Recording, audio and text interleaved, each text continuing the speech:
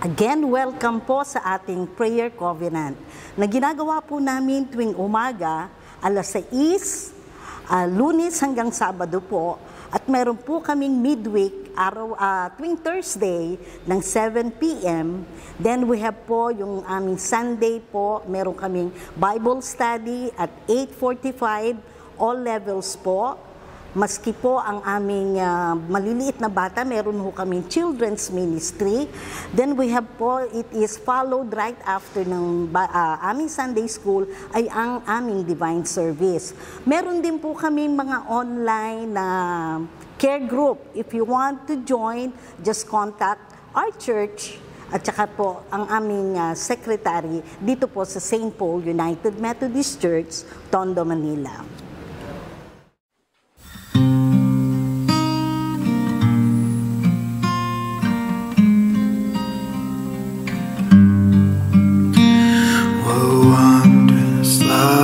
Is this, oh my soul, oh my soul?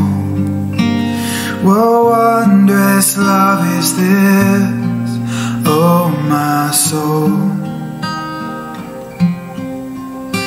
What wondrous love is this that caused the Lord of bliss to bear the dreadful curse for my soul, for my soul, to bear the dreadful curse for my soul.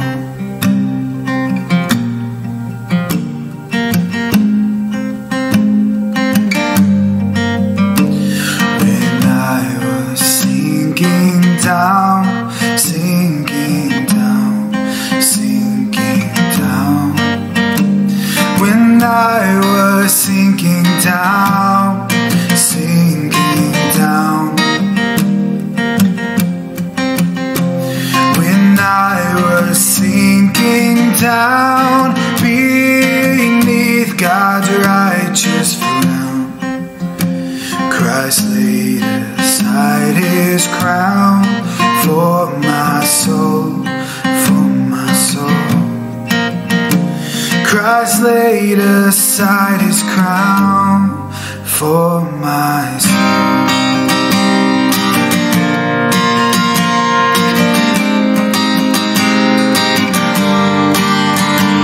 To God, to the Lamb, I will sing, I will sing. To God and to the Lamb, I will sing. To God and to the Lamb, who is the great I am. While millions join the theme, I will sing, I will sing. While millions join the theme, I will sing.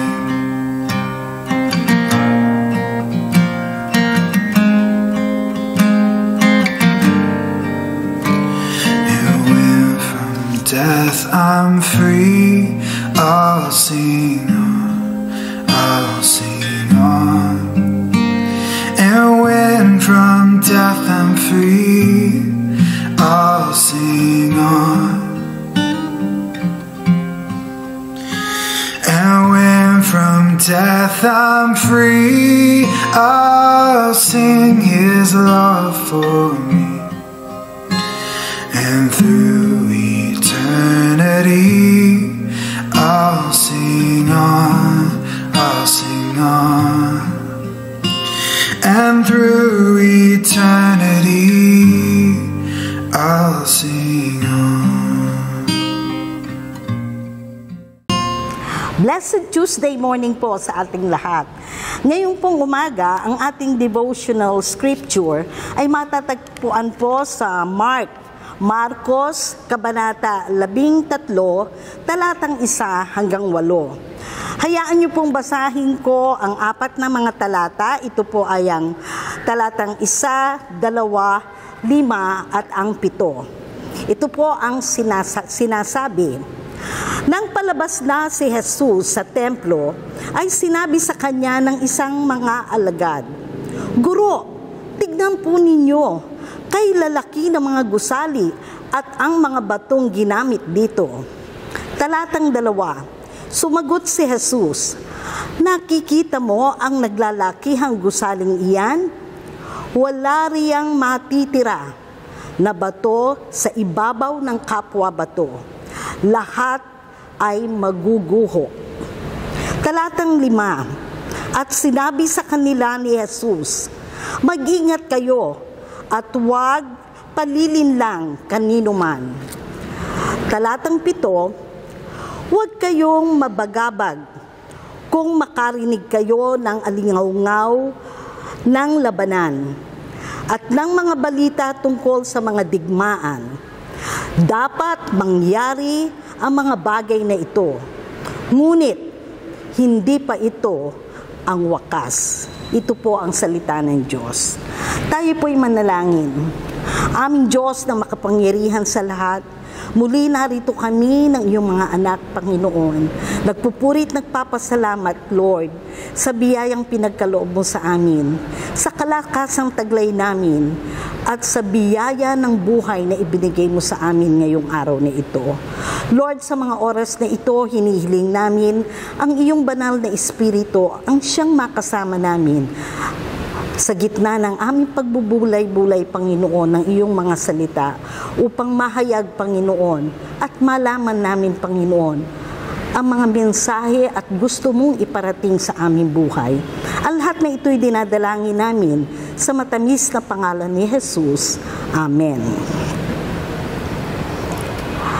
Ang talatang Marcos, Kabanata 13, nang ito po'y binabasa ko sa Tagalog at sa Ingles, meron siyang heading. Sa Tagalog, nakalagay lang doon ang tungkol sa pagwasak ng templo. At sa wikang Ingles po, sa NIV, nakalagay po, "Signs of End of Age." Yun po nakalagay. Ang tanong ko, katapusan po to, di ba? If you knew the world will end tomorrow, sabi ko, how would you reprioritize things, o ano ang magiging perspective ninyo sa buhay while living on earth sa mga panahong ito? Kung alam mo kung talaga kung kailan siya magugunaw. Dito, no one knows talaga. Maski kay Jesus, binanggit dito, Jesus did not answer directly his disciples nung tinanong siya na, kailan po mangyayari ito? Ang sagot niya lang ay sa talatang 5. Ang sabi niya, mag-ingat kayo, beware. At dun sa talatang 7, huwag mababagabag. Yun lang po ang sinabi niya. Pero wala siyang sinabi kung kailan. Kaya, sabi ko, naisip ko ang hirap pag-usapan po, pag-uusapan ng end times. Maski yung Revelation na pinag-usapan namin nung Bible study, sa Bible study nung Sunday, yun po ang leksyonaryo natin sa Revelation po. Nakakatakot at mahirap. At talaga namang nahirapan ako kung paano ko ipapahayag itong mga talatang ito. Kaya sabi ko, magbalik tanaw tayo, mag-recap tayo. Sabi ko, let's place it into a sort of context para maintindihan natin paano nasabi ni Jesus, bakit niya ito nasabi. Sabi ko, at saka, itong mga talatang binasa ko sa inyo, anong party siya ng kwento ni Jesus, kung saang lugar to nangyari. Kaya 13 po to, binasa ko po sa Mark, nag-umpisa ko sa Mark 11. Dito po sa Mark 11, ito po yung nakalagay doon, triumphant entry ni Jesus sa Jerusalem. Sabi ko, nung binabasa ko doon pa lang sa umpisa, si Jesus, when he arrived in Jerusalem, diretso siya sa templo. He went to the temple, but not to pray. Hindi siya nagdasal. Not to pray. Makikita po yon sa Mark 11:11. But to look around, magmasid. Maybe he wants to see what was going on. Yun ang importante sa kanya. What was going on sa kanya, sa templo, sa bahay ng Diyos. Then sa Mark 11:15, again, kinabukasan, kasi doon sabi, nakita niya, dahil gabi na, lumabas na siya, umuwi, at nagpunta sa Bethany, sabi sa 11:11. Wala siyang prayer, kung hindi, nag-look around lang siya, nagmasid. Tapos, nung bumalik siya kinabukasan, it is found on Mark 11:15, again, he went to the temple, not to pray, but to drive away the merchants and turn over the table of the money changers. Again, sa Mark 12:41-42, Jesus went to the temple, not to pray also, but he sit near where the offerings or the crowd are putting their offerings, doon sa temple treasury. Doon nila nilalagay ang kanilang offering. And nakita niya, nag-o-observe si Jesus, the wealthy people making a show out of their offering. Pakitang gilas. Pinagmamalaki nila na meron silang in-offer na malaking pera. And napansin ni Jesus, a poor widow giving all what she has. Dito sa pagkabasa ko nito, it just shows that Jesus is watching, looking sa mga nangyayari. Hindi siya masyadong sa mga anong programa or ganito. He is more concerned of the people. Yung puso ng tao na pumapasok sa templo, ang mga ginagawa ng tao sa kanilang pag-offer, sa kanilang pag-worship. And this is important to Jesus Christ. At ito yung triumphant entry. It is almost the start na bago siya i-crucify. At ito nga, yung passage na binasa ko dito, ito yung mga passages na to na nabanggit niya at napansin niya bago siya i-crucify. Kaya dun sa verse 1 pa lang, nang binanggit ng isa sa alagad niya, sabi niya, Guro, napaka-magnificent itong building na ito. Dito nakita pa rin na his disciples, nakasama niya, na lagi niyang kasama sa kanyang pagmiministeryo. Their eyes or his eyes was not really open. Yung hindi pa bukal sa puso niya, hindi pa siya nakakakita ng mga vision na tungkol sa ating kalangitan. Kaya dito, sabi kong ganon, kinorek agad siya ni Jesus. And ang pag-correct ni Jesus ay tinanong siya, which Jesus always do. Sabi niya, nakikita mo ang mga gusaling iyang mga nakatayo? Sabi naman nila, opo, ganyan. Pero ang nung sagot ni Jesus, wala kahit isang bato na mapapatong sa kapwa bato. Lahat sila maguguho. Dito lang ipinakikita ng Panginoon na lahat ng bagay dito sa mundong ibabaw na ating tinitignan at ating pinapahalagahan, sabi nga, nothing is permanent in this world. Maguguho.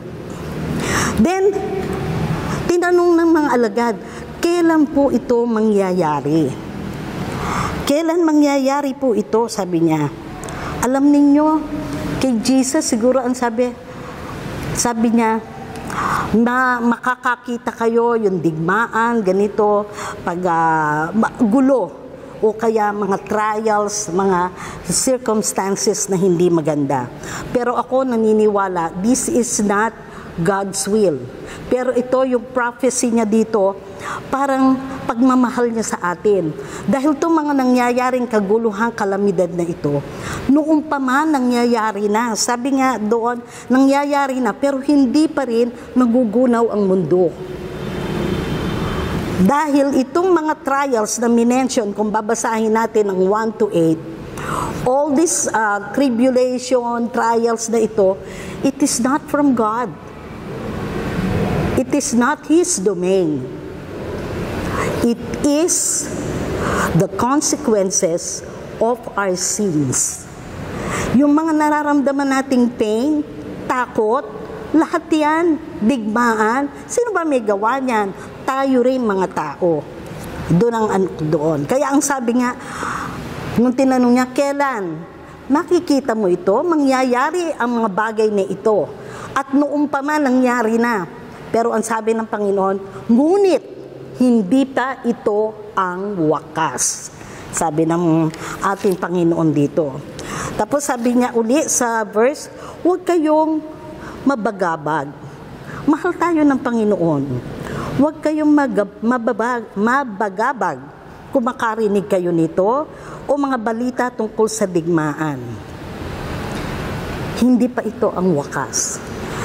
But dito, ang inaano ko dito, kung magbabalik tanaw tayo, sinabi ko nga dito, si Jesus, nung pumunta siya sa templo, He did not pray. Tinignan niya kung ano nangyayari sa mga alagad niya, sa mga believers niya, sa mga tagasunod niya. He is after that one. Jesus is seeking and looking what is really going on sa atin, mga disciples, sa ating mga Kristiyano. Ito nga kitang-kita, disciple niya mismo, kasama niya sa mga misteryo. Ang tanong kaagad, na-impress siya sa nakita niyang building, pero he was not after kung anong nakita niya sa mga taong nangyayari. Isang hamon sa ating mga Kristiyano na sinasabing believers. Ang sabi ng Panginoon sa atin, be a discipler. Sabi niya gano'n sa Mateo 28. Bago siya umalis. Kasi alam ng Panginoon kung anong kalagayan natin.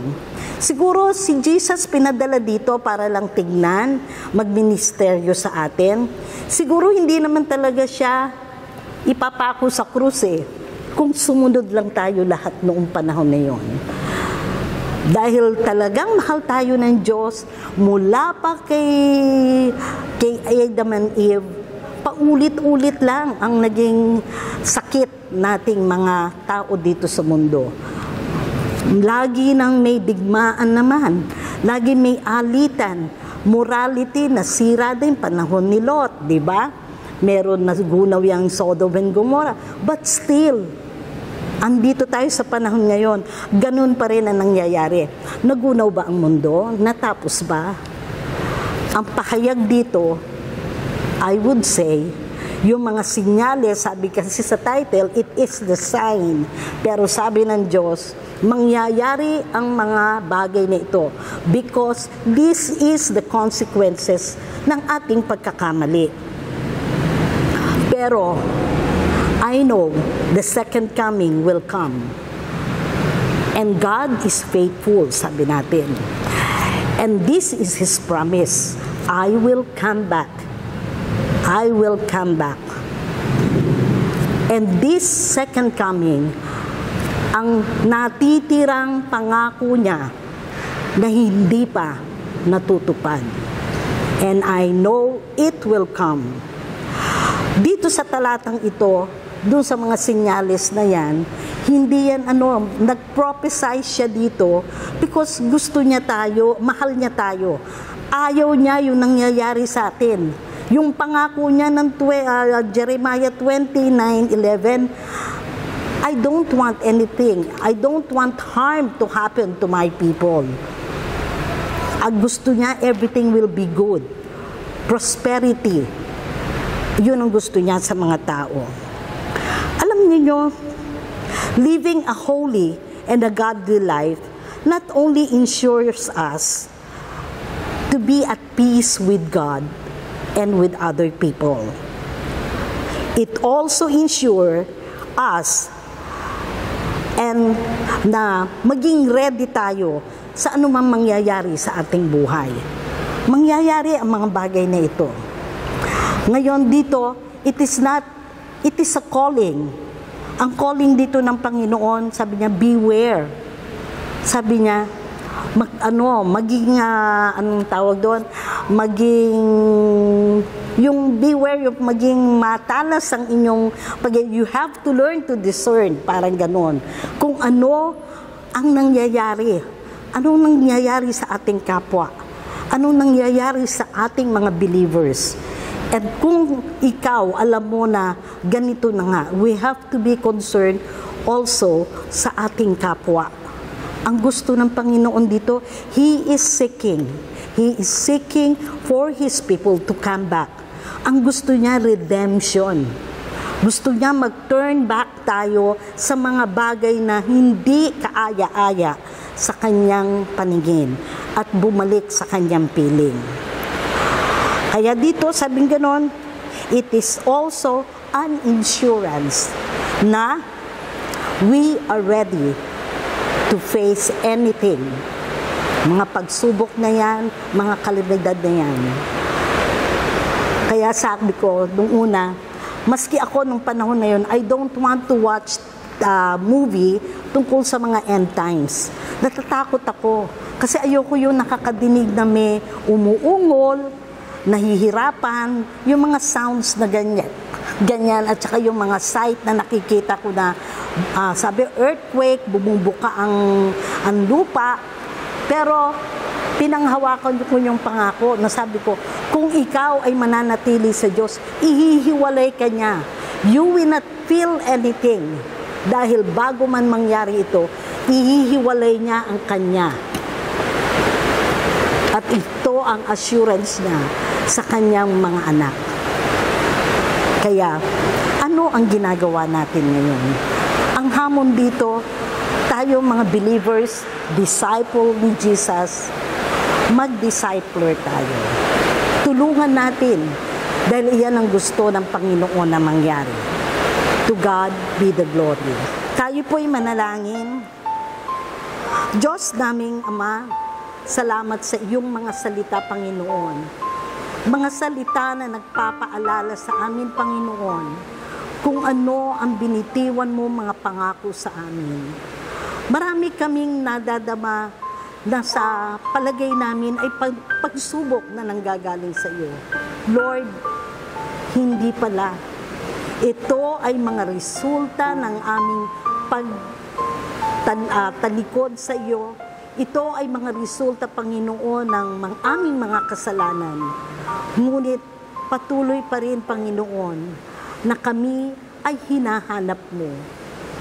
At gusto mo, Panginoon, na kami ay mapaganda ang aming buhay, Lord.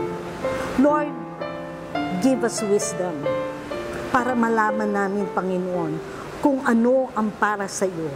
At malaman namin, Panginoon, kung ano ang magbibigay kapurihan sa iyo. Lord, maraming salamat.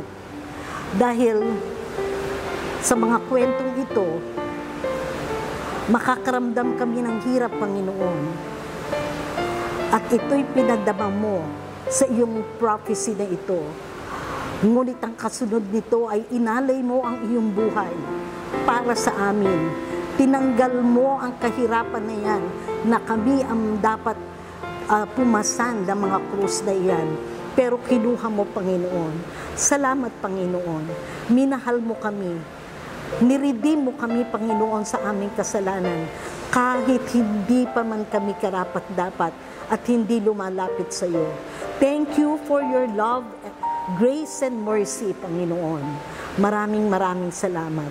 Nawa, Panginoon, sa munting bagay na maiaambag namin, Panginoon, sa iyong kaubasan, gamitin mo ang bawat isa sa amin na makaakay, Panginoon, ng iba namin mga kapatid na hindi nananampalataya sa iyo at hindi pa nakakakilala sa iyo, Lord. Sa munting bagay, O Lord, alam ko, sa aming kahinaan, ikaw ang gagawa, hindi kami, Panginoon. Sabi mo nga, nakita mo si Sarah na hindi magkakaanak, pero anong pangako mo sa kanya? Magiging mother siya ng nations. Si David na walang kakayanan, pero anong ginawa mo sa kanya? Binigyan mo siya ng strength at yung kingdom, O Lord. Kaya alam ko, Panginoon, gagamitin mo kami kahit sa maliit na bagay ng aming kakayanan na magbibigay kapurihan sa iyo. Salamat, Panginoon, sa mga salita mo at sa mga pangako mo at mga biyayang pinagkakaloob mo. Ang lahat na ito'y dinadalangin namin sa matamis na pangalan ni Jesus. Amen. Napakabuti at napakabait ang ating Panginoon Diyos. Lagi niya tayong pinagpapala. Alam mo kapatid, yung magdamag ng aming buhay, ng ating buhay, hindi lamang kami ang pinagpala sa pansamantalang pagpapahinga namin kagabi, kundi ikaw, ako, tayong lahat, ay ginabayan ng ating Panginoong Diyos. At dahil dyan, samahan mo nga ako sa diwa ng ating pagpuri at pagpapasalamat at ibalik natin sa Kanya ang lahat ng diwa ng pagpapasalamat mula sa puso natin dahil pinagpapala ka, pinagpapala ako, pinagpapala tayong lahat. Tayong lahat ay manalangin. Muli naming ibinabalik ang aming pagpuri at pagpapasalamat sa dakilang pangalan ng iyong anak na si Jesucristo. Inaalala namin kung gaano kakabuti sa amin, katulad ng inyong ginawa sa aming mga mahal sa buhay na nauna na sa amin. Binigyan mo sila ng buhay na walang hanggan na kanilang tinatamasa ngayon. At dahil gano'n, Diyos, ang kailangan ng bawat isa sa amin ay ang patuloy na patnubay at biyaya samantalang patuloy na nabubuhay kami sa mundong ito.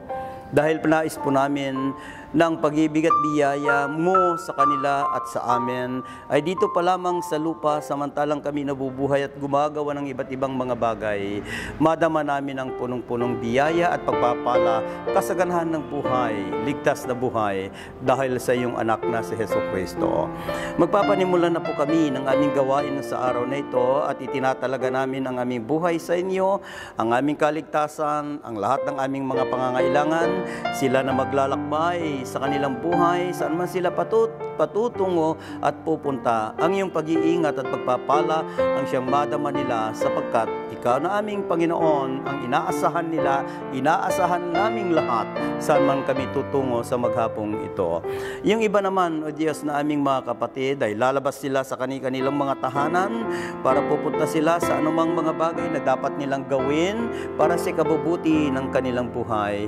Alam po namin, Panginoon, na wala kaming magagawa, wala kaming kakayanan para gawin lahat ng mga nais namin sa buhay kung wala ka sa amin at sa iyo naming isinasangguni. Samahan, pagpalain, ingatan niyo po kami para magtagumpay kami sa maghapong gawain saan man kami tutungo, saan man kami pupunta sa buhay na ito. Dalangin ko din, O Diyos, ang lahat ng aming mga kapatid na nagdiriwang ng kanilang kaarawan, ang mga wedding anniversary o anumang kaganapan ng kanilang buhay, hindi lamang sa araw na ito, kundi sa nakaraang ilang mga araw. Sa araw na ito at sa darating na ilang pang mga araw, sila ay nagdiriwang at magdiriwang ng kanilang kaarawan. Ipinagpapasalamat namin at ibinabalik namin sa inyo ang patuloy na papuri at pagpapasalamat sapagkat pinagpala mo sila sa isang taon. At ngayon ang aking dalangin at dalangin naming lahat ay patuloy na pagpapalain mo sila kung paano sila pinagpala sa isang taon ay higit na pagpapala ang kanilang tatanggapin sa panibagong araw at panibagong taon ng kanilang mga buhay. Ang iyong patuloy na basbas at gabay sa amin, ang iyong patuloy na pag-ibig, isang masaganang buhay, isang mapayapang buhay, at isang pinagpalang araw ang siyang sa amin sa buong maghapong ito at sa darating na ilang pang mga araw at panahon ng aming buhay, sapagkat ikaw na aming Panginoon ang siyang inaasahan namin na magbibigay sa amin ng bendisyon na kailangan ng bawat isa sa amin. Sa pangalan ng Ama, Anak at ng Espiritu Santo. Amen.